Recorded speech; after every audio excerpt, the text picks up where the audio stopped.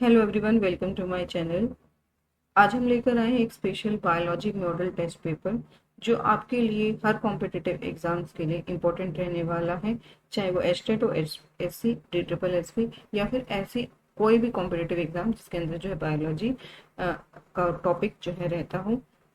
इस model test paper में अगर हम बात करें तो आपको जो है इम्पोर्टेंट क्वेश्चंस मिलेंगे जो सिलेबस के बिल्कुल जो है इम्पोर्टेंट रहने वाले हैं, सारे सिलेबस को कवर करने वाले हैं और जो आपको जो है प्रैक्टिस के लिए बहुत इम्पोर्टेंट रहेंगे। तो अगर आप भी अपनी बायोलॉजी की तैयारी को स्ट्रॉन्ग करना चाहते हैं तो वीडियो को लास्ट तक देखना ना भूलें। चलिए शुरू करते हैं आज की वीडियो। सबसे पहले क्वेश्चन है question number 1। In which phase of the meiosis does homologous chromosome pairing and crossing over occur? कौन सी फेज के अंदर जो है meiosis की पेयरिंग ऑफ होमोलोगस क्रोमोसोम होती है या फिर क्रॉसिंग ओवर होती है? अगर हम बात करें इस क्वेश्चन की तो इसका करेक्ट आंसर होगा option number 1, that is prophase first.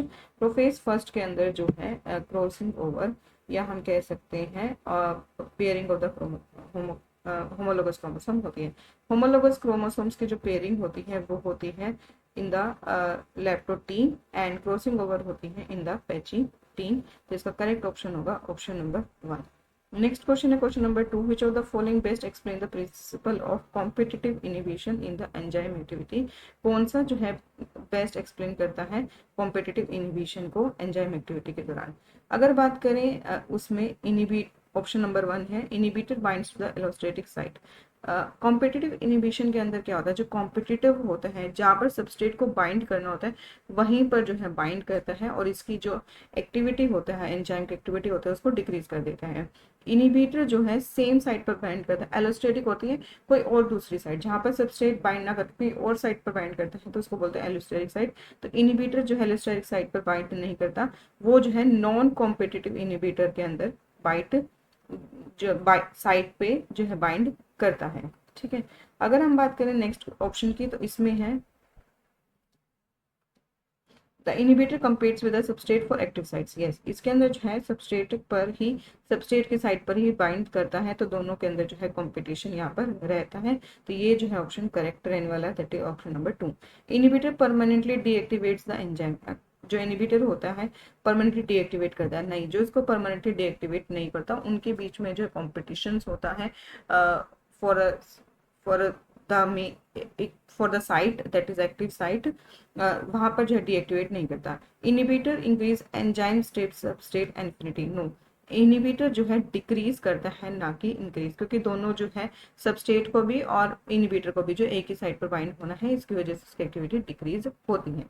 Next question है the question number 3। The fluid Mosaic model of the plasma membrane describes rigid static structure of the membrane, the presence of cholesterol and protein molecules in a fluid lipid bilayer, a membrane made entirely of proteins, absence of any lipids in the membrane।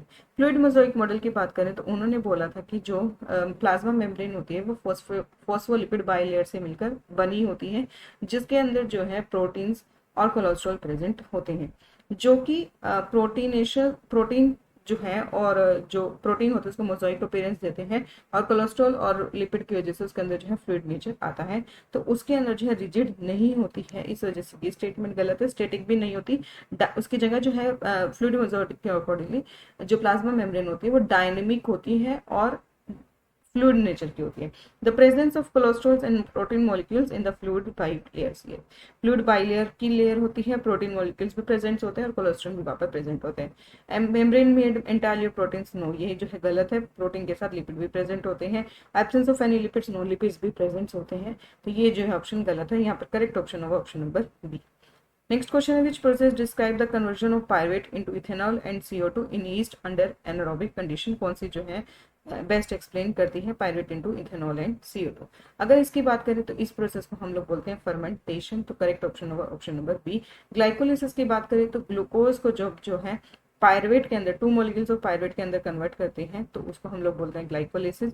Krebs cycle के अंदर बात करें यहाँ पर जो है NADH ATP की जो फॉर्मेशन होती है और ऑक्सीडेटिव फॉस्फोराइलेशन के अंदर जो है आगे ATP प्रोडक्शन होता है फ्रॉम NADH और FADH2। नेक्स्ट क्वेश्चन है question number 5, which of the following is a post translation modification. कौन सी जो है पोस्ट ट्रांसलेशन मॉडिफिकेशन होती है। पोस्ट ट्रांसलेशन की बात करें, इसके अंदर जो है आगे जाके जो है प्रोटीन की सिंथेसिस जब होती है तो उसको हम लोग बोलते हैं ट्रांसलेशन। तो प्रोटीन के सिंथेसिस के बाद जो है कौन सी मॉडिफिकेशन होती है। DNA replication. डीएनए रेप्लिकेशन जो है ट्रांसलेशन से पहले होती है, तो ये जो है इन्वॉल्व नहीं पर नहीं होती। एमआरएनए स्प्लाइसिंग की बात करें तो ये जो है ट्रांसलेशन से पहले होती है, क्योंकि एमआरएनए से जो है प्रोटीन बनने की प्रोसेस को जो हम लोग ट्रांसलेशन कहते हैं। एमआरएनए स्प्लिसिंग जो है ट्रांसलेशन से पहले होती है, तो ये भी यहाँ पर नहीं आएगा। प्रोटीन फॉस्फोराइलेशन, यस, प्रोटीन बनने के बाद वहाँ पर जो है फॉस्फेट ग्रुप को ऐड कर दिया जाता है। That is a process of post translation modification. तो करेक्ट ऑप्शन होगा option number C.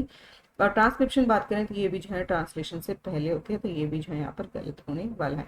Next question है question number 6, during photosynthesis the ATP and NADH generated in the light dependent reactions are used in।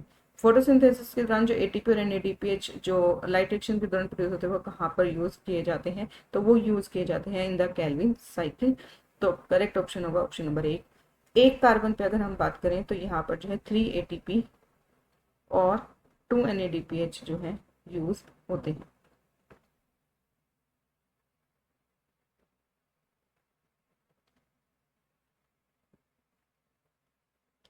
Krebs cycle की बात करें तो ये जो है फोटोसिंथेसिस से रिलेटेड नहीं होती है, ये रिलेटेड होता है फॉर द रेस्पिरेशन। ग्लाइकोलिसिस भी रेस्पिरेशन और एटीसी भी जो है ट्रांसपिरेशन से रिलेटेड होता है, ना कि फोटोसिंथेसिस से। क्वेश्चन नंबर 7 है the lac operon in E coli is an example of. E coli जो है किसका एग्जांपल होता है।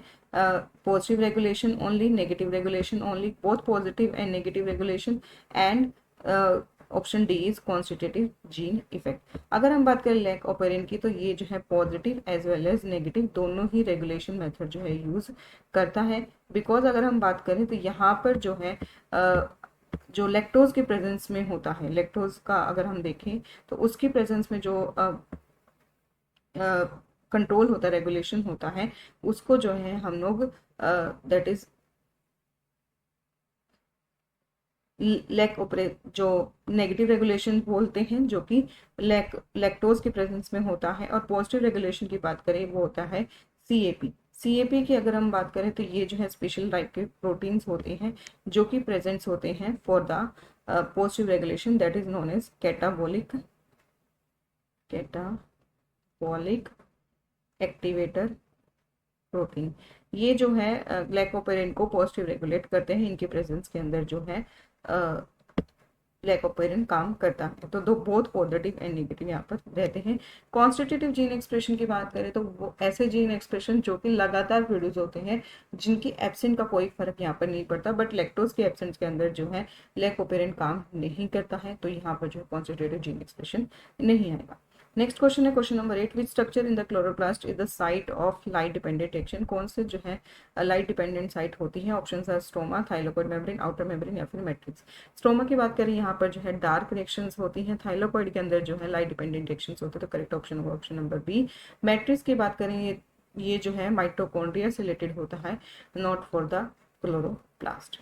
आउटर मेम्ब्रेन के अंदर जो है लाइट डिपेंडेंट रिएक्शंस नहीं होती। The concept of linkage disequilibrium refers to.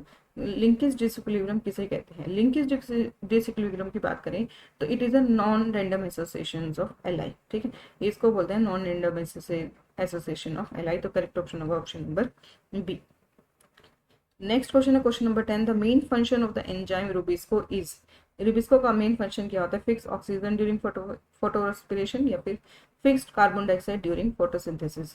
Rubisco की बात करें ये जो है फोटोसिंथेसिस के दौरान कार्बन डाइऑक्साइड को फिक्स करता है, तो करेक्ट ऑप्शन होगा ऑप्शन नंबर बी। साथ ही साथ में अगर हम बात करें fix oxygen during photo respiration भी इसका फंक्शन होता है, बट यहाँ पर पूछा हुआ है मेन फंक्शन क्या होता है, तो इस वजह से ये जो ऑप्शन गलत हुआ। इसका मेन फंक्शन CO2 को जो है फिक्स करना होता है, ना कि ऑक्सीजन को। मेन फंक्शन के अकॉर्डिंगली है, नहीं तो दोनों ही ऑप्शन यहाँ पर जो है करेक्ट होते हैं। नेक्स्ट क्वेश्चन है question number 11, which of the following explain pleiotropy. कौन सा जो है प्लियोट्रोपी को एक्सप्लेन करता है। प्लियोट्रोपी की बात करें जब एक जीन जो है वेरियस फिनोटाइपिक फैक्टर्स को जो है इफेक्ट करता है तो उसको हम लोग बोलते हैं pleiotropics. One gene effect influence multiple phenotypic traits, तो ये जो है यहाँ पर करेक्ट होने वाला है। मल्टीपल जीन नहीं होता, एक ही जीन यहाँ पर होता है। Gene expression controlled by the phenotypic factor, no it is not, that is phenocopies, इसको जो है फिनोकॉपीज बोलते हैं हम लोग। और म्यूटेशन इन द माइटोकॉन्ड्रिया, यहाँ पर प्लियोट्रोपी के अंदर म्यूटेशन नहीं होता, माइटोकॉन्ड्रियल डीएनए के अंदर नहीं होता, न्यूक्लियर डीएनए के अंदर ही होता है। नेक्स्ट क्वेश्चन है question number 12, which of the following describes as a facultative anaerobe, कौन सा जो है फैकल्टेटिव एनारोब को डिस्क्राइब करता है। फैकल्टेटिव की बात करें तो ऐसे, वैसे तो ये एनारोबिक कंडीशन में सर्वाइव करते हैं, बट अगर इन्हें एरोबिक कंडीशन भी मिल जाए तो ये जो है सर्वाइव कर जाते हैं, तो can survive both condition, that is with और विदाउट ऑक्सीजन, तो इसका करेक्ट ऑप्शन होगा option number C. Next question है question number 13, which blood cells are primary involved in the adaptive immunity, कौन से सेल जो है अडेप्टिव इम्यूनिटी के अंदर इन्वॉल्व होते हैं। अडेप्टिव इम्यूनिटी की बात करें तो ऐसे सेल्स जो कि अटैक के अकॉर्डिंगली जो है काम करते हैं, वो जन्म से जो है हमें इम्यूनिटी नहीं मिलती है, जैसे अटैक होता है उसके अगेंस्ट जो है एंटीबॉडी बनाते हैं और उसको फ्यूचर के लिए जो है रिकॉग्नाइज करके रखते हैं, और फिर नेक्स्ट टाइम जो है और जल्दी अटैक वहाँ पर कर सकते हैं बाय मेकिंग द एंटीबॉडीज। तो यहाँ पर इन्वॉल्व होते हैं बी और टी लिम्फोसाइट्स, जो कि अडेप्टिव इम्यूनिटी के अंदर इन्वॉल्व होते हैं, that is third line of defence के अंदर इन्वॉल्व होते हैं। न्यूट्रोफिल्स जो होते हैं वो इनेट इम्यूनिटी होती है, जन्म से हमें प्राप्त होती है, ये स्टार्टिंग ऑफ सेल्स बने होते हैं। बेसोफिल्स की बात करें तो ये जो है एलर्जी के अंदर प्रेजेंट्स होती है, एलर्जिक रिएक्शंस के अंदर जो है ये पाई जाती है। और इथ्रोसाइट्स की बात करें, इसका जो है इम्यूनिटी से कोई भी रिलेटेड रोल नहीं होता है, आरबीसी प्रोडक्शन के अंदर जो है ये इन्वॉल्व होती है।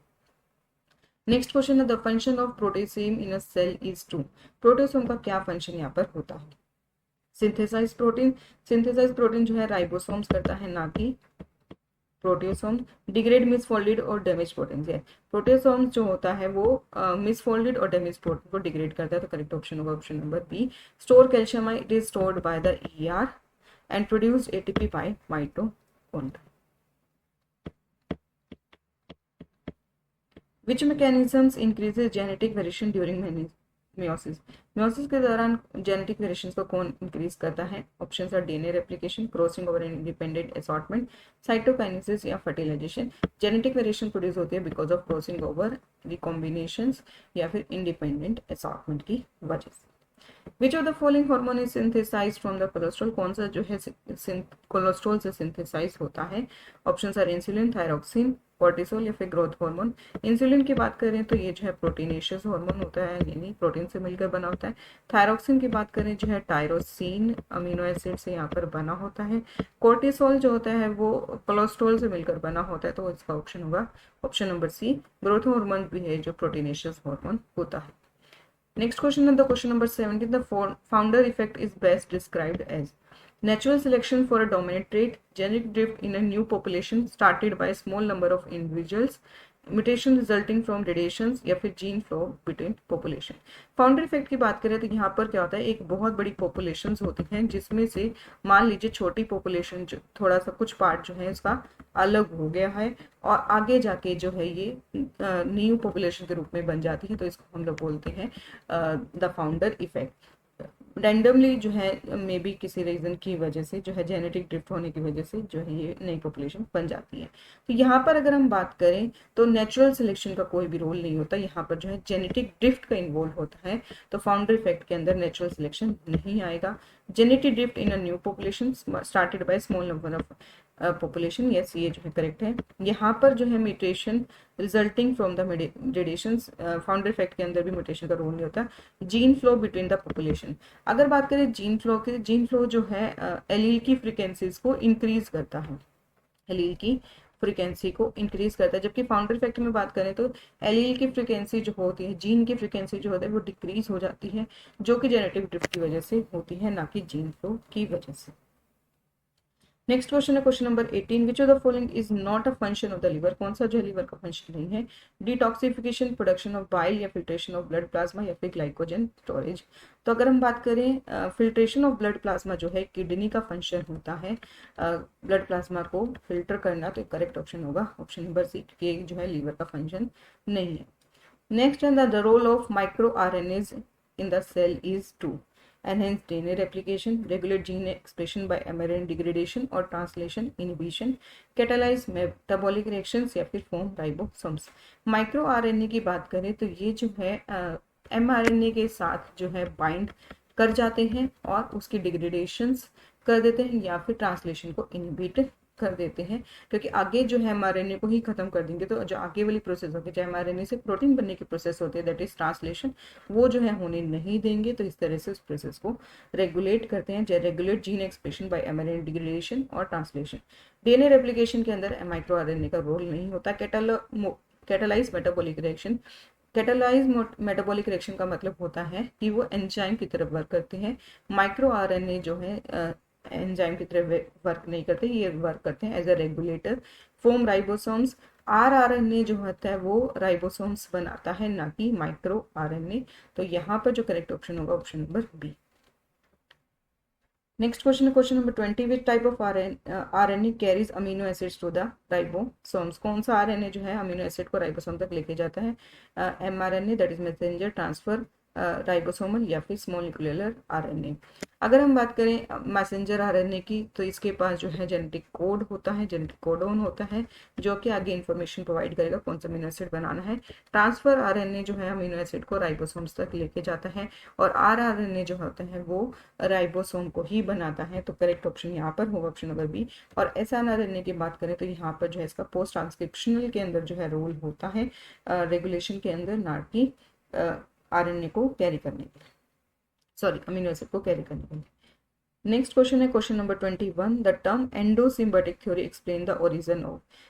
Option are eukaryotic organelles like mitochondria and chloroplast, viruses, prokaryotic cells या फिर मल्टी सेलुलर ऑर्गेनिजम्स। तो यहाँ पर एंडोसिम्बायोटिक थ्योरी कहता है कि जैसे बहुत सारे बैक्टीरिया जो है यूनिसेलुलर नेचर के, जो बैक्टीरिया होते हैं वो यूनिसेलुलर नेचर के होते हैं। किसी के पास जो है अच्छा फंक्शन होता है for the perform of photosynthesis, कोई जो है विदाउट फोटोसिंथेसिस रेस्पिरेशन जो है करके रहता है। तो उसमें क्या हुआ था during the course of the evolution, कुछ एंजाइम्स ने जो है सिम्बायोसिस डाला। मान लीजिए एक बैक्टीरिया है जो माइटोकॉन्ड्रिया का फंक्शन जिसके पास अच्छा है बिकॉज वो जो है रेस्पिरेशन की प्रोसेस को अच्छा कर सकता है। दूसरा अगर हम बात करें वो फोटोसिंथेसिस जो है परफॉर्म कर सकता है, यानी उसके पास जो है क्लोरोप्लास्ट प्रेजेंस होगा। वो दोनों जो है इकट्ठे मिलकर रहने लगे, ठीक है, एक ही शील्ड में उन्होंने रहने लगे। ये सेल जो है उसको फोटोसिंथेसिस करके फूड प्रोवाइड करने लगे और ये रेस्पिरेशन में हेल्प करने लगे।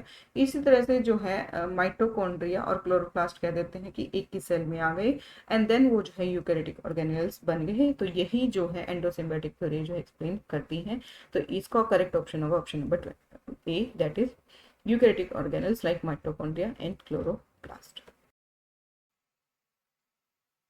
नेक्स्ट क्वेश्चन है question number 22, which of the following correctly describe the Hardy Weinberg equilibrium. कौन सा जो है हार्डी-वेनबर्ग इक्विलिब्रियम को करेक्टली डिस्क्राइब करता है? Allele frequency remain constant if certain conditions are met. Allele frequency जो है कांस्टेंट रहती है अगर सर्टेन कंडीशंस को फुलफिल किया जाए। Genetic drift leads to change in the allele frequency. Genetic drift की वजह से जो है चेंजेस होते हैं। Mutation is frequent in the population या populations are small and isolated. Hardy Weinberg principle कहता है कि एलील फ्रीक्वेंसी जो है कांस्टेंट रहती है if certain conditions are met. Certain conditions की अगर हम बात करें तो यहाँ पर इसने बोला है कि म्यूटेशंस नहीं होनी चाहिए, जेनेटिक ड्रिफ्ट, जीन ट्रांसफर और कह सकते हो यहाँ पर जो पॉपुलेशन होती है वो लार्ज होनी चाहिए। तो ये कुछ की कंडीशंस थी जिसकी वजह से जो है एलील फ्रीक्वेंसी कांस्टेंट रहती है। जेनेटिक ड्रिफ्ट्स की वजह से जो है एलील फ्रीक्वेंसी चेंज हो जाती है जो कि हार्डी-वेनबर्ग प्रिंसिपल को एक्सप्लेन नहीं करता है। तो ये जो बाकी ऑप्शन है यहाँ पर गलत होंगे। ये ऑप्शन नंबर 1 जो है करेक्ट होना। सर्टेन कंडीशन में मतलब है जीन ट्रांसफर ना होना, जेनेटिक ड्रिफ्ट ना होना, म्यूटेशन का ना होना, रेंडमली मेंटेन ना होना, पॉपुलेशन का जो है लार्ज साइज होना, ये भी जो है इसकी वन ऑफ द कंडीशंस थी। और आइसोलेटेड ना हो गए, पूरी फैली हुई हो, that is actually the condition of the Hardy Weinberg equilibrium. तो ये जो है सारी कंडीशंस गलत थी। इसका करेक्ट ऑप्शन है option number A. Next question है what is the main nitrogen waste product by the secreted by the birds. Birds द्वारा जो है सिक्रेट किया जाता है। बर्ड्स जो है सिक्रेट करते हैं मेन नाइट्रोजन वेस्ट जो होता है दैट इज यूरिक एसिड, इसलिए इसको यूरिकोटेलिक ऑर्गेनिजम्स भी बोला जाता है। यूरिया जो है वहां पर पाया जाता है जहाँ पर कह सकते हो पानी जो है मॉडरेट अमाउंट में प्रेजेंट होता है, और हाई अमाउंट ऑफ वाटर जहाँ पर प्रेजेंट होता है वहाँ पर जो है अमोनिया की सिक्रेशंस होती हैं, जैसे कि जो है एक्वेटिक ऑर्गेनिजम्स के अंदर। तो इसका करेक्ट ऑप्शन है ऑप्शन नंबर बी। नेक्स्ट है the mesoderm give rise to. Mesoderm जो है क्या देती है? Nervous system, skin and hair, muscles, bone, circulatory system या फिर लाइनिंग ऑफ डाइजेस्टिव ट्रैक्ट। अगर हम बात करें मिजोडर्म की, तो मिजोडर्म बनाती है मसल्स को, बोन्स को, circulatory system, as well as there is a kidney is also made by the mesoderm which give rise, और यहाँ पर रिप्रोडक्टिव सिस्टम भी जो होता है हमारा, that is give rise to by the mesoderm. Nervous system की बात करें, it is form by the ectoderm. Skin and hair भी जो है एक्टोडर्म द्वारा जो है बनाए जाते हैं, एक्टोडर्म। और लाइनिंग ऑफ डाइजेस्टिव ट्रैक्ट की बात करें तो it is by the endoderm. तो ये जो है हमारा क्वेश्चन नंबर 24, जिसका करेक्ट ऑप्शन होगा option number C. Next question है question number 25। The proteins that forms the structural framework of the microtubule is. Options are actin, tubulin, myosin या फिर कैरोटीन। माइक्रोट्यूब्यूल की बात करें तो वो बने होते हैं ट्यूबुलिन प्रोटीन का, तो करेक्ट ऑप्शन होगा ट्यूबुलिन। एक्टिन जो है माइक्रोफिलामेंट्स की जो है मेन स्ट्रक्चरल फ्रेमवर्क होती है। मायोसिन जो होता है वो मसल कॉन्ट्रेक्शन के अंदर इन्वॉल्व होते हैं, और कैरेटिन जो होते हैं हेयर नेल्स को जो है बनाने में इन्वॉल्व होते हैं, ना कि माइक्रोट्यूब्यूल्स। नेक्स्ट क्वेश्चन है question number 26। Which enzyme act as a coenzyme in oxidation reduction reaction. कौन सा जो है ऑक्सीडेशन रिडक्शन रिएक्शन के अंदर इन्वॉल्व होता है? तो options are vitamin B1 that is thiamine, vitamin B2 riboflavin, या फिर विटामिन सी, विटामिन के। अगर हम बात करें इस क्वेश्चन की, तो इसका करेक्ट ऑप्शन होगा option number B, that is vitamin B2 या फिर राइबोफ्लेविन, जो कि अगर हम बात करें that is involve in the oxidation reduction reaction which help in the energy metabolism. Energy metabolism के अंदर ये जो हेल्प करता है, ये जो होता है FAD का पार्ट होता है, एज वेल एज FMN का पार्ट यहाँ पर होता है, that is FAD and FMN। That is अगर हम बात करें इसकी फुल फॉर्म होती है फ्लेविन, एडेनिन, डाई न्यूक्लियोटाइड, ठीक है, और इसकी होती है फ्लेविन मोनो न्यूक्लियोटाइड। तो राइबोफ्लेविन जो टर्म होती है वो यहीं से आई है, that is vitamin B2। Next question है question number 27। What is the primary role of gibberellin in the plants. Gibberellin का जो है प्राइमरी रोल क्या होता है? Options are seed dormancy, promotes stem elongation and seed germination, leaves abscission या फिर fruit ripening. अगर हम बात करें जिबरलिन का, तो जिबरलिन का रोल होता है इन द स्टेम इलोंगेशन या और फ्लावरिंग के अंदर। साथ ही साथ में ये जो है फ्लावरिंग के अंदर भी इन्वॉल्व होता है, सीड जर्मिनेशन के अंदर साथ साथ में। सीड डोरमेंसी जो है जिबरलिन ब्रेक करता है, उसको ब्रेक करने में जो है सीड डोरमेंसी का रोल होता है, तो इसको ब्रेक कर seed dormancy break. Fruit ripening के अंदर जो है इथाइलिन इन्वॉल्व होता है, और लीव्स एब्सिशन के अंदर जो है एब्सिसिक एसिड इन्वॉल्व यहाँ पर होता है। Next question question number 28। Which type of natural selection favour extreme phenotypes over intermediates 1। कौन सा नेचुरल सिलेक्शन जो है एक्सट्रीम फिनोटाइप्स को फेवर करता है इंटरमीडिएट के ऊपर? स्टेबलाइज सिलेक्शन की बात करें तो यहाँ पर जो है इंटरमीडिएट को फेवर किया जाता है, ना कि एक्सट्रीम फिनोटाइप्स को। डायरेक्शनल सिलेक्शन की बात करें तो यहाँ पर जो है एक्सट्रीम फिनोटाइप को फेवर किया जाता है, but only one of them, not all type of. तो यहाँ पर जो है वन किया जाता है। डिस्ट्रप्टिव की बात करें तो जितने भी एक्सट्रीम फिनोटाइप हो सबको जो है फेवर किया जाता है, फेवर ऑल एक्सट्रीम। जबकि डायरेक्शनल के अंदर वन एक्सट्रीम फिनोटाइप को फेवर किया जाता है, नॉट ऑल, नॉट ऑल। तो यही इन दोनों में डिफरेंस है। यहाँ पर फिनोटाइप्स पूछा है, तो यहाँ पर करेक्ट ऑप्शन होगा option number C. Balancing selection की बात करें तो यहाँ पर अगर हम बात करें कोई भी एक्सट्रीम करेक्टर को फेवर नहीं किया जाता, मल्टीपल करेक्टर्स को यहाँ पर जो है बैलेंस आउट करने की कोशिश की जाती है इन बैलेंसिंग सिलेक्शन।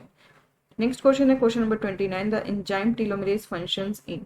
टेलोमेरेज का क्या फंक्शन होता है? टेलोमेरेज की अगर हम बात करें तो ये जो है डीएनए रेप्लिकेशन के दौरान जो है यूज होते हैं, जो कि फॉस्फेट ग्रुप को ऐड करते हैं इन द रेप्लिकेशन प्रोसेस के अंदर, तो उसके अंदर जो है ये इन्वॉल्व होते हैं। Their application of telomeres to prevent shortening, क्योंकि इसकी शॉर्टनिंग होने से रोकते हैं, लास्ट में जो है फॉस्फेट ग्रुप को ये ऐड करते जाते हैं। द करेक्ट ऑप्शन होगा ऑप्शन नंबर ए। डीएनए रिपेयर के अंदर जो इनका कोई रोल नहीं होता, ट्रांसक्रिप्शन में भी, और प्रोटोसिंथेसिस के अंदर जो है राइबोसोम्स इन्वॉल्व होते हैं, ना कि टीलोमेर।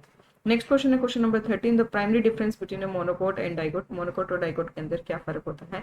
Number of cotyledon. Yes, monocot के अंदर जो है एक कोटिलेडन होता है और डाइकोट के अंदर 2 कोटिलेडन पाए जाते हैं। Presence of chlorophyll. क्लोरोफिल जो है दोनों के अंदर ही पाया जाता है, फोटोसिंथेसिस भी दोनों ही कर सकते हैं, सेलुलर कंपोजिशन दोनों की जो सेलुलोज से मिलकर बनी होती है। तो यहाँ पर करेक्ट ऑप्शन होगा option number A.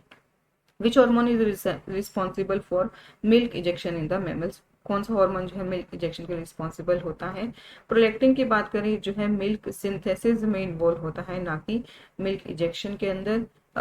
Oxytocin for the milk injection, तो ये जो है milk injection as well as birth hormone भी एक तरह से इसको हार्मोन हम लोग बोला जाता है। एस्ट्रोजन का है जो है मिल्क इंजेक्शन में कोई रोल नहीं होता है, और प्रोजेस्टेरोन जो है प्रेगनेंसी को मेंटेन करता है, ना कि मिल्क इंजेक्शन में। नेक्स्ट क्वेश्चन है question number 32, which organelle is responsible for program cell death. कौन सा और ऑर्गेनल जो है प्रोग्राम सेल डेथ के लिए रिस्पॉन्सिबल होता है? Options are lysosomes. लाइसोसोम जो है प्रोग्राम सेल डेथ जिसको हम लोग बोलते हैं एपोप्टोसिस। एपोप्टोसिस जो है उसके अंदर इन्वॉल्व नहीं होता है, ये उसको डिग्रेड करता है, बट प्रोग्राम सेल डेथ के अंदर जो है रिस्पॉन्सिबल नहीं होता। गोल्जी ऑपरेटर्स जो अगर हम बात करें तो ये कॉम्प्लेक्स को, सिंपल जो शुगर्स होती है उसको कॉम्प्लेक्स में कन्वर्ट करता है, प्रोग्राम सेल में कोई रोल नहीं होता। माइटोकॉन्ड्रिया का जो है एपोप्टोसिस या फिर प्रोग्राम सेल डेथ के अंदर इन्वॉल्वेशन होता है बाय साइटोक्रोम। तो यहाँ पर जो करेक्ट ऑप्शन होगा option number C. Endoplasmic reticulum की बात करें जो है प्रोटीन सिंथेसिस में इन्वॉल्व होते हैं। नेक्स्ट क्वेश्चन है question number 33, in DNA replication which enzyme unwind the double helix. Unwinding के अंदर कौन हेल्प होता है? डीएनए पॉलीमरेज जो होता है वो सिंथेसाइज करता है न्यूक्लियोटाइड की, न्यूक्लियोटाइड सिंथेसिस के अंदर। हेलिकेज जो होता है अनवाइंडिंग के अंदर इन्वॉल्व होता है। लाइगेज जो होता है joining of the DNA nucleotides, और प्राइमर जो होता है प्राइमर की सिंथेसाइज में इन्वॉल्व होता है। तो इसका करेक्ट ऑप्शन होगा option number B. Next the bottleneck effect in a population leads to increase in the genetic variations. Bottleneck effect जो होता है जेनेटिक ड्रिफ्ट की वजह से होता है, जिसकी वजह से जो जेनेटिक वेरिएशंस होती हैं वो डिक्रीज हो जाती हैं, ना कि इंक्रीज हो जाती हैं। किसी कारणवश, मतलब यहाँ पर कह सकते हो कोई तूफान आ गया या फिर कोई बाढ़ वगैरह जैसे भी आ गई, जिसकी वजह से क्या होता है एक बहुत बड़ी पॉपुलेशन जो है वो छोटे से ग्रुप में रह जाती है, जिसकी वजह से उसकी जो एलील फ्रिक्वेंसी और जेनेटिक वेरिएशंस होती हैं वो यहाँ पर कम हो जाती हैं। उसी को जो है हम लोग बोटलनेक इफेक्ट कहते हैं। तो यहाँ पर जो जेनेटिक वेरिएशंस होती हैं वो डिक्रीज होती है, ना कि increase. Loss of genetic return due to the drastic reduction in the population size. यहाँ पर जो है जेनेटिक डाइवर्सिटी डिक्रीज हो जाती है, क्योंकि एकदम से लगातार जो है पॉपुलेशन साइज यहाँ पर छोटा हो गया है। Stabilization of the frequency no decrease होती है। म्यूटेशन एक्टिवेशन नहीं, म्यूटेशन जो है यहाँ पर नहीं होता। तो यहाँ पर करेक्ट ऑप्शन होगा option number B. Next question है question number 35, which process is responsible for the movement of water through the xylem. कौन सा जो है वाटर मूवमेंट के लिए रिस्पॉन्सिबल होता है through xylem? Option are active transport, transpiration pull, osmosis या फिर डिफ्यूजन। तो मूवमेंट ऑफ वाटर के लिए रिस्पॉन्सिबल होता है ट्रांसपिरेशन पूल, जो कि एक तरह से प्रेशर डिफरेंस क्रिएट करता है, तो चीजें जो है मूव करती हैं from lower pressure to from lower height to the upper height in xylem. So conduction of water यहाँ पर ट्रांसपिरेशन पूल की वजह से होता है।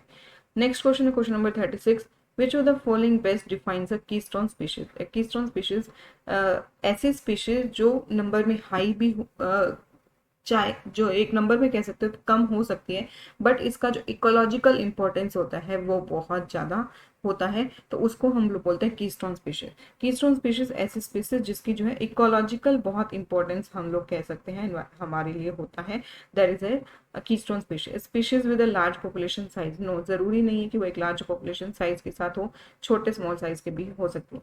अ species on which many other species depend disproportionately affecting a system. Yes, ecological keystone species होती है जो कि इकोलॉजिकल इंपॉर्टेंस रखती है, जिसके ऊपर बहुत सी अदर स्पीशीज डिपेंडेंट करती हैं। अगर कीस्टोन स्पीशीज चाहे नंबर में कम हो, अगर उस स्पीशीज को निकाल दिया जाए तो बहुत सा हमारा जो फूड चेन और फूड वेब होगा वो इफेक्टेड यहाँ पर हो जाएगा, तो उसको हम लोग बोलते हैं कि स्टोन स्पीशीज। तो यहाँ पर जो है इफेक्ट होती है डिस्प्रपोर्शनली, मतलब रैंडमली जो है बहुत ज्यादा हमारे इकोसिस्टम को इफेक्ट यहाँ पर करेगी। Species with no predators, no, इनके भी प्रेडेटर्स यहाँ पर होते हैं। Most abundant species in an ecosystem, no, most abundant जरूरी नहीं है कि हो यहाँ पर। यहाँ पर ऑप्शन करेक्ट होगा option number B. But type of macromolecules is a cellulose. Cellulose जो है कैसा मॉलिक्यूल मैक्रोमोलिक्यूल होता है? प्रोटीन, लिपिड, पॉलीसेक्राइड या फिर न्यूक्लिक एसिड। सेलुलोज की बात करें तो ये जो है कार्बोहाइड्रेट होता है, सेक्राइड होता है, और उसमें भी बात करें जो है पॉलीसेक्राइड होता है। ये जो है बीटा 1,4 ग्लूकोज से मिलकर बना होता है, तो दैट इज करेक्ट ऑप्शन होगा पॉलीसेक्राइड। प्रोटीन जो अमीनो एसिड से बना होता है, लिपिड्स जो होते हैं वो फैट मॉलिक्यूल से, और न्यूक्लिक एसिड जो है अगर हम बात करें न्यूक्लियोटाइड से मिलकर बना होता है। नेक्स्ट क्वेश्चन है question number 38, the process of antigen presenting primarily involves which cells. Process of antigen जो है एंटीजन प्रेजेंटिंग के अंदर कौन से सेल इन्वॉल्व होते हैं? Erythrocytes, antigen presenting sales like macrophage, dendritic cells, neutrophils या फिर प्लेटलेट्स। अगर हम बात करें एंटीजन प्रेजेंटिंग फैमिली के अंदर, तो इसके अंदर इन्वॉल्व होते हैं macrophage, dendritic as well as B cells, that is B lymphocyte cells भी यहाँ पर इन्वॉल्व होते हैं, तो correct option option number B. Next question है question number 39, the oxygen binding protein found in the muscle tissue. Muscle के लिए, muscles के अंदर जो है ऑक्सीजन बाइंडिंग प्रोटीन कौन सा होता है? Options are haemoglobin, myoglobin, chlorophyll या फिर साइटोक्रोम। हीमोग्लोबिन की बात करें तो ये जो है आरबीसी के अंदर जो है ऑक्सीजन बाइंडिंग प्रोटीन होता है, ना कि मसल्स के अंदर। मायोग्लोबिन की बात करें तो ये जो है यहाँ पर मसल्स के अंदर ऑक्सीजन बाइंडिंग प्रोटीन होता है। क्लोरोफिल जो होता है वो मसल टिश्यूज के अंदर नहीं होता। प्रोटीन फोटोसिंथेसिस से जो है इसका रोल यहाँ पर होता है। और साइटोक्रोम जो होता है वो ईटीसी यदि इलेक्ट्रॉन ट्रांसपोर्ट चेन के अंदर जो है इसका रोल होता है, ना कि ऑक्सीजन बाइंडिंग के अंदर मसल टिश्यू में। नेक्स्ट क्वेश्चन है question number 40, which of the following is not true about mitochondria. कौन सा जो माइटोकॉन्ड्रिया के बारे में ट्रू नहीं है? They have their own DNA, इनके पास होता है। They are the site of aerobic respiration, aerobic respiration mitochondria में होती है। They are involve in the photosynthesis, no, photosynthesis यहाँ पर इन्वॉल्व नहीं होती, रेस्पिरेशन इन्वॉल्व होती है। दे आर डबल मेम्ब्रेन, तो यहाँ पर नॉट ट्रू पूछा गया, तो करेक्ट ऑप्शन होगा option number C. Next question है question number 41, which of the following process involve the conversion of atmospheric nitrogen to the ammonia. Atmospheric nitrogen को ammonia में कन्वर्जन को क्या बोलते हैं? Options are denitrification. डीनाइट्रिफिकेशन जब जो है किसी भी नाइट्रोजन कंपाउंड्स को किसी भी, जैसे भी नाइट्रोजन की फॉर्म हो सकते हैं लाइक नाइट्रेट या नाइट्राइट, ठीक है, उसको जो है नाइट्रोजन में वापस कन्वर्ट करने की प्रोसेस को डीनाइट्रिफिकेशन बोलते हैं। नाइट्रोजन फिक्सेशन की अगर हम बात करें तो जब अगर एटमॉस्फेरिक जो नाइट्रोजन होती है उसको अमोनिया में कन्वर्ट करते हैं तो उसको हम लोग बोलते हैं नाइट्रोजन फिक्सेशन। नाइट्रिफिकेशन में जो है नाइट्रोजन को नाइट्रेट या नाइट्राइट के होते हुए नाइट्रेट में जब कन्वर्ट करते हैं, सॉरी NH3 को, अमोनिया को जो है जब नाइट्राइट एंड देन नाइट्रेट के अंदर कन्वर्ट करते हैं उस प्रोसेस को हम बोलते हैं नाइट्रिफिकेशन। और अमोनिफिकेशन के अंदर बात करें ऑर्गेनिक नाइट्रोजन, यहाँ पर जो है हम लोग ऑर्गेनिक नाइट्रोजन को जो है अमोनिया में कन्वर्ट करते हैं तो उसको बोलते हैं अमोनिफिकेशन। नाइट्रोजन फिक्सेशन के अंदर जो है एटमॉस्फेरिक नाइट्रोजन को यूज करते हैं अमोनिया में कन्वर्जन करने के लिए, बट अमोनिफिकेशन के अंदर ऑर्गेनिक नाइट्रोजन को यूज किया जाता है। तो ये जो डिफरेंस है हाइड्रोजन फिक्सेशन के अंदर और that is in the nitrogen fixation. Next question है question number 42, the Hardy Weinberg principle assumes. Hardy Weinberg principle ने क्या क्या कंडीशंस या क्या क्या एज्यूम किया था? न्यू म्यूटेशंस, यहाँ उन्होंने बोला था कि म्यूटेशन नहीं होनी चाहिए, माइग्रेशन भी नहीं होनी चाहिए from one population other population, large population size को माना था, रैंडम मीटिंग होनी चाहिए ताकि जीन फ्रिक्वेंसी चेंज ना हो और कोई भी सिलेक्शन यहाँ पर ना हो, यानी नेचुरल सिलेक्शन यहाँ पर ना हो। कांस्टेंट म्यूटेशन रेट, नहीं म्यूटेशन रेट हो ही ना, यही इसने बोला था, यहाँ पर करेक्ट होगा ऑप्शन नंबर ए। स्मॉल पॉपुलेशन नहीं, लार्ज पॉपुलेशन साइज बोला था। और नॉन रैंडम मीटिंग को भी इन्होंने नहीं माना था, उनके अकॉर्डिंग जो है रैंडम मीटिंग होनी चाहिए ताकि जो है एलील फ्रिक्वेंसी में चेंज होता रहे। नॉन रैंडम मीटिंग की बात करें तो यहाँ पर जो है, सॉरी, रैंडम मीटिंग की वजह से जो है फ्रिक्वेंसी का जो कांस्टेंट होते हैं, जो पॉपुलेशन की फ्रिक्वेंसी होती है वो कांस्टेंट रहती है, जबकि नॉन रैंडम मीटिंग की वजह से या तो ड्रास्टिकली इंक्रीज हो जाती है या काफ़ी ड्रास्टिकली डिक्रीज हो जाती है, तो इसकी वजह से जो है काफ़ी एलियन फ्रिक्वेंसी चेंज होती है, कि ये भी जो है कंडीशन अप्लाई नहीं होती। इसका करेक्ट ऑप्शन होगा option number A. Next question है question number 43, which group of organism is primary responsible for decomposition and nutrient cycling in the ecosystem. Options are producers, producer जो है फूड को synthesise करते हैं, नो कि decompose. Consumers जो है अगर हम बात करें डिकम्पोजिशन में इनका इन्वॉल्व नहीं होता है, ये जो है फूड को आगे दूसरे प्रोड्यूसर्स के ऊपर जो है डिपेंडेंट होते हैं for their food. Decomposers decomposition में इन्वॉल्व होते हैं, तो ये करेक्ट ऑप्शन होगा।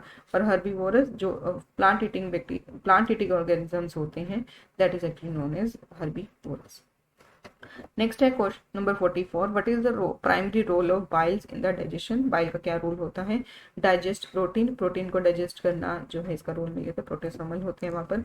इमल्सिफाइड फैट्स, यस ये जो है इमल्सिफाइड फैट कर देते हैं, जो फैट के मॉलिक्यूल्स होते हैं उसको स्मॉल ग्लोब्यूल्स में कन्वर्ट कर देते हैं, तो इसका करेक्ट ऑप्शन होगा option number B. Break down carbohydrates, इसका इन्वॉल्व नहीं होता, एब्जॉर्ब न्यूट्रिएंट्स से भी नहीं। नेक्स्ट क्वेश्चन है question number 45, which molecule stores genetic information in the RNA virus. कौन सा मॉलिक्यूल जो है जेनेटिक इंफॉर्मेशन को स्टोर करता है इन आरएनए वायरस। तो आरएनए वायरस की बात करें तो यहाँ पर जो इनका जेनेटिक मटेरियल होता है वो आरएनए होता है, जिसके अंदर ही जेनेटिक इंफॉर्मेशन स्टोर होती है। डीएनए वायरस के अंदर डीएनए के रूप में होती है। प्रोटीन जो है उसकी जो कैप लाइक स्ट्रक्चर्स होती हैं वो जो है कैप्सिड प्रोटीन से मिलकर बनी होती है। जेनेटिक इंफॉर्मेशन प्रोटीन के अंदर स्टोर नहीं होती। और लिपिड भी जो है प्रोटीन जेनेटिक इंफॉर्मेशन स्टोरेज में इन्वॉल्व नहीं होता है। नेक्स्ट क्वेश्चन है question number 46, which plant tissue is responsible for secondary growth या इंक्रीज इन गर्थ। कौन सा जो है सेकेंडरी ग्रोथ के अंदर इन्वॉल्व होता है। एपिकल मेरिस्टम जो होता है वो प्राइमरी ग्रोथ के अंदर इन्वॉल्व होता है, that is present in the root apex और शूट एपेक्स। लेटरल मेरिस्टम अगर हम बात करें तो it is involve in the secondary growth, या इसको हम बोलते हैं कैम्बियम। एपिडर्मिस जो है ग्रोथ के अंदर इन्वॉल्व नहीं होता, it is the outermost covering. And phloem जो है फूड ट्रांसपोर्ट में इन्वॉल्व होता है, ना कि सेकेंडरी ग्रोथ। नेक्स्ट क्वेश्चन है question number 47, the term codominance refers to one allele completely mask the other, both alleles express themselves fully in the heterozygotes, recessive alleles expression only a mutation in dominant allele। Codominance को मतलब होता है जब दो jeans जो है या दो से ज्यादा जीन्स जो है एक साथ प्रेजेंट हो सकते हैं, दोनों ही डोमिनेंटली कैरेक्टर में प्रेजेंट होते हैं, तो that is actually known as codominance. ये जो है एक non Mendelian character Mendelian inheritance. Mendelian जो है इसको एक्सप्लेन नहीं कर पाए थे। इसके अंदर सबसे बड़ा एग्जांपल आता है हमारा ए बी ब्लड ग्रुप। जो ए बी ब्लड ग्रुप पाया जाता है जिसके अंदर A B dominant character dominant allele होता है और बी बी दोनों ही जो इकट्ठे प्रेजेंट होते हैं, इसको हम लोग बोलते हैं codominance. Both allele express themselves full in the heterozygote, तो करेक्ट ऑप्शन होगा option number B. Next question है question number 48, which of the following disease is caused by prion. Prion के द्वारा जो है कौन सी डिजीज कोज की जाती है, mad cow disease, tuberculosis, malaria या फिर एड्स। एड्स जो है HIV वायरस द्वारा कोड किया जाता है, तो it is caused by virus. Malaria जो होता है एक प्रोटोजोन दैट इज प्लाज्मोडियम द्वारा कोज किया जाता है। ट्यूबरक्लोसिस जो है बैक्टीरिया द्वारा कोज किया जाता है। और मेड काउ डिजीज जो है प्राइन्स द्वारा कोज की जाती है। प्राइन्स जो होती हैं वो न्यूरो डिजेनरेटिव डिजीज जो है कोज करते हैं, जनरेटिव डिसऑर्डर जो है कोज करते हैं।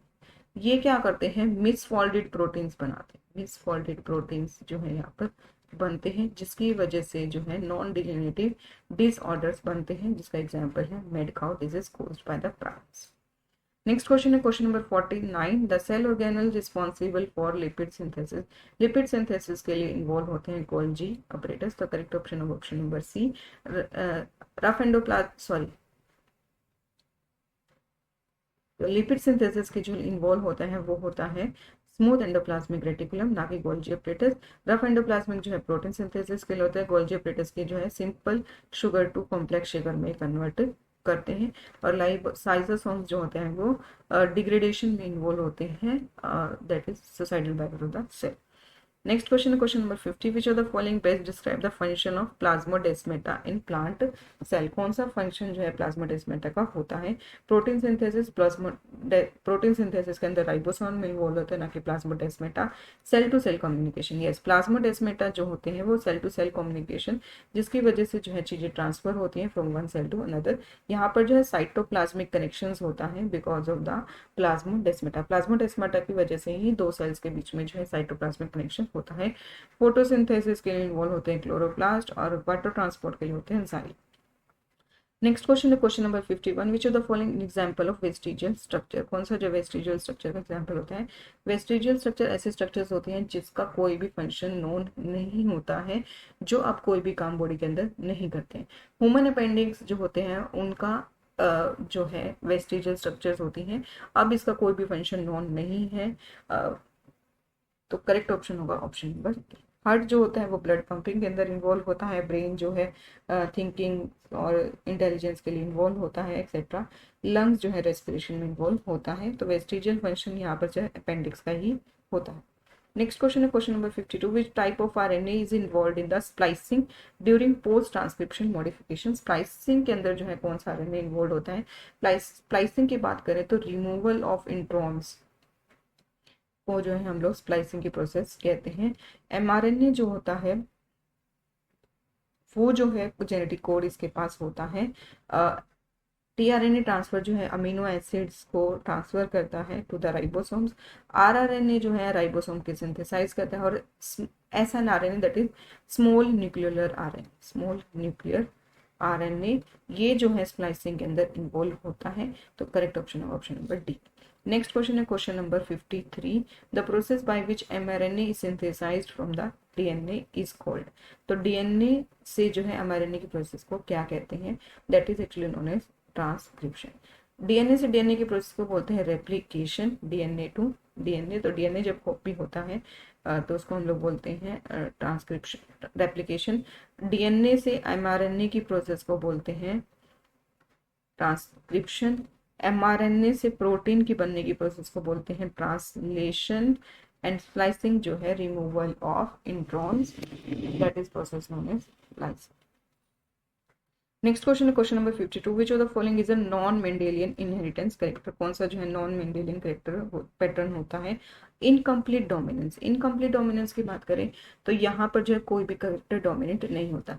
मान लीजिए यहाँ पर दो जीन्स हैं, दैट इज ए और बी, ठीक है, that is responsible. A character की अगर हम बात करें, ये जो है ब्लैक कलर के लिए रिस्पॉन्सिबल होता है, और बी जो है यहाँ पर अगर हम कह सकते हैं ब्राउन के लिए रिस्पॉन्सिबल हो जाता है। जब इन दोनों को फ्यूजन करवाया जाए, मान लीजिए यहाँ पर हेट्रोजाइगोट की फॉर्म में ये जो है प्रेजेंट होते हैं, तो यहाँ पर जो हेट्रोजाइगोट हमें मिलेगा आगे जाके।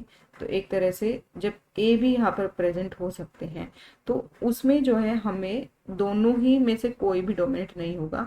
कुछ पैचेस आपको ब्राउन कलर के दिखेंगे और जो कुछ है ब्लैक कलर के दिखेंगे, that is actually known as incomplete dominance. और कंप्लीट डोमिनेंस में जब है दोनों ही अपने आप को फेवर करते हो, दोनों सॉरी कंप्लीट डोमिनेंस के अंदर है कि एक ही जो है दूसरे को डोमिनेट कर देगा, एक यहाँ पर अपने आप को एक्सप्रेस करेगा, दूसरा नहीं कर पाएगा। तो this is actually the known as Mendelian inheritance. Complete dominance जो होता है उसके द्वारा एक्सप्लेन किया गया था। इनकम्प्लीट जो है मेंडेलियन द्वारा एक्सप्लेन नहीं किया जाता। और को डोमिनेंस क्या है कि दोनों ही यहाँ पर जो है अपने आप को एक्सप्रेस करते हैं, ए बी और बी बी, और कंप्लीटली फॉर्म में जब इसको एक्सप्रेस करते हैं तो उसको हम बोलते हैं डोमिनेंस, जिसका एग्जांपल है दैट इज हमारा ए बी ब्लड ग्रुप। तो को डोमिनेंस और इनकम्प्लीट डोमिनेंस दोनों यहाँ पर होने वाले, तो करेक्ट ऑप्शन होगा option number D.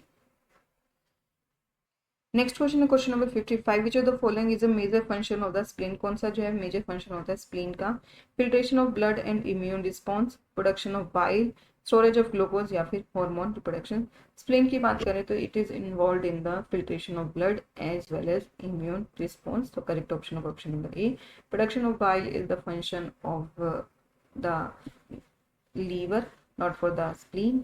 Storage of glucose जो है आगे जाके ग्लाइकोजन के रूप में जो है लीवर जो है स्टोर करेगा। हार्मोन प्रोडक्शन के अंदर जो है स्प्लीन का कोई रोल नहीं होता है, वो कि जो है आगे हम कह सकते हैं ग्लैंड्स, यहाँ पर एंडोक्राइन ग्लैंड्स प्रेजेंट होती हैं for the hormone production. Next question है question number 56, which vitamin is essential for calcium absorption. तो कैल्शियम एब्जॉर्प्शन के लिए होता है विटामिन डी। नेक्स्ट क्वेश्चन है question number 57, the phenomena where a similar environmental pressures produces similar adaptations in unrelated species. जब एक phenomena यहाँ पर पूछा गया कि सिमिलर एनवायरमेंटल प्रेशर की वजह से सिमिलर एडेप्टेशन हो जाती है अनरिलेटेड स्पीशीज, यानी बहुत सारी स्पीशीज हैं, जब जाके एक कॉमन स्पीशीज में बन जाती हैं तो उसको हम लोग यहाँ पर क्या कहते हैं, तो इसको हम लोग बोलते हैं कन्वर्जेंट इवोल्यूशन। और अगर हम बात करें डाइवर्जेंट इवोल्यूशन की, तो डाइवर्जेंट के अंदर क्या आता है, मान लीजिए एक एनवायरनमेंट से बहुत सारी स्पीशीज निकली थी और डिफरेंट एनवायरमेंटल कंडीशन जब उसको अलग मिली है तो अलग अलग स्पीशीज के रूप में बन गई है, तो उसको हम लोग बोलते हैं डाइवर्जेंट।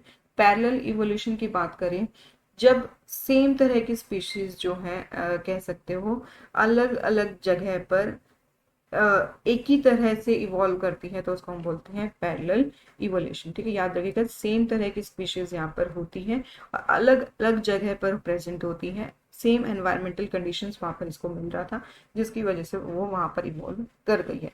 को इवोल्यूशन की बात करें तो को इवोल्यूशन में जो है दो डिफरेंट स्पीशीज होती हैं, there are two different species जो एक दूसरे को देखते हुए जो है इवॉल्व कर जाती है। मान लीजिए देयर इज अ प्लांट, ठीक है, and there is a insect. Insect और जैसे इसका जो प्लांट होता है वो सबसे बेस्ट होता है, जैसे कि जो फिग का प्लांट होता है और वास्प जो वास्प इंसेक्टा होती हैं वो दोनों इवॉल्व करती हैं एक दूसरे को देखते, क्योंकि एक दूसरे की जरूरतों के अकॉर्डिंगली जो है इकट्ठी इवॉल्व हो जाती है, इसको बोलते हैं को इवोल्यूशन।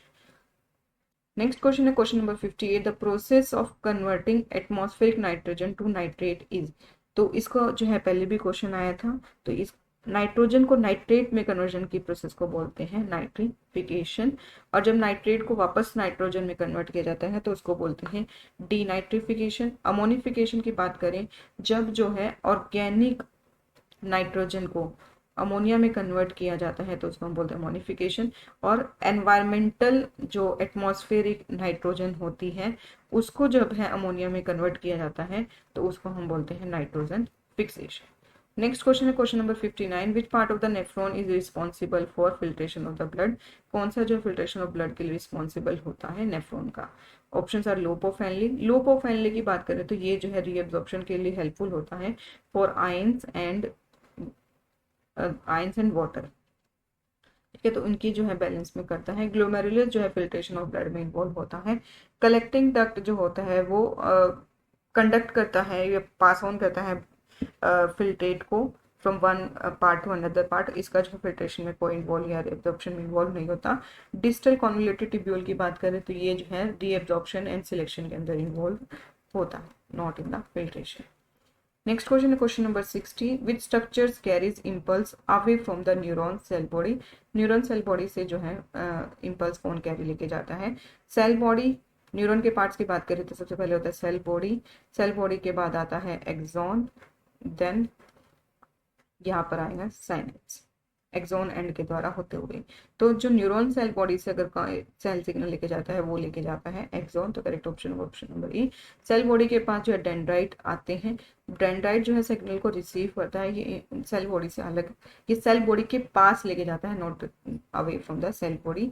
साइनेप्स जो होता है, साइनेप्स से पहले जो है एक्सॉन आता है, it is the connection. Synapse की बात करें, it is the junction between the two neurons. And myelin sheath जो होती है वो जो नर्व इम्पल्स होता है उसको कह सकते हो आप लोग फास्टर मोड में डालने के लिए जो है यूज किया जाता है। माइलिनेटिव शीथ के अंदर जो है इम्पल्स ज़्यादा तेजी से पास ऑन होता है। तो ये था आज का हमारा model test paper. Complete 60 question जो है हमने आज इसके प्रैक्टिस किए हैं। आई होप आप लोगों को जो है समझ आए होंगे। वीडियो अच्छी लगे तो प्लीज़ लाइक शेयर और सब्सक्राइब करना ना भूलें। Thank you.